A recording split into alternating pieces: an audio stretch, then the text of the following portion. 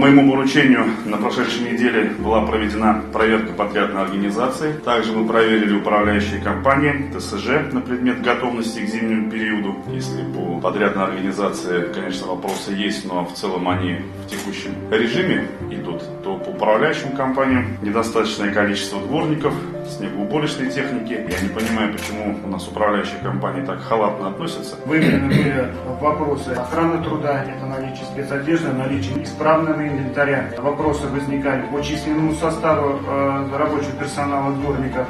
На сегодняшний день у нас 864 многоквартирных дома, и каждый дом утром должен быть, конечно, очищен от снега.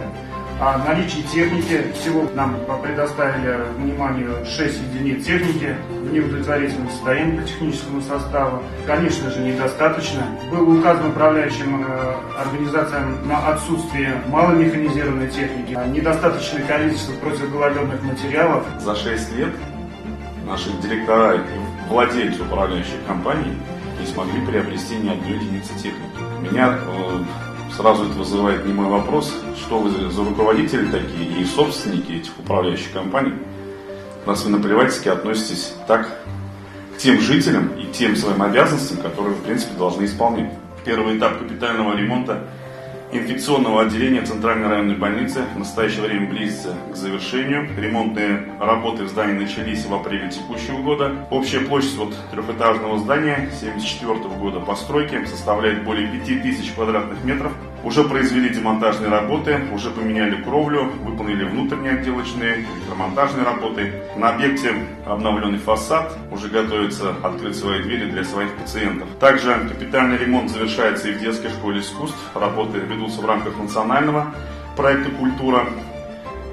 И обновили фасад, хотя здание, так называемой советской эклектики, внутреннее убранство старались сохранить. Получается достойно. Я думаю, что это будет большой подарок для наших юных бугульминцев. У нас 27 случаев подтвержденных коронавирусом, 2 случая за эту неделю. Больных у нас 3, 24 человека выздоровели. По пневмонии в настоящее время на амбулаторном лечении находится 426 человек, 59 человек находятся в госпитале. По ОРВИ и гриппу 498 человек на данный момент. Порядка 1000 человек находятся на больничном. Все-таки надо соблюдать масочный режим.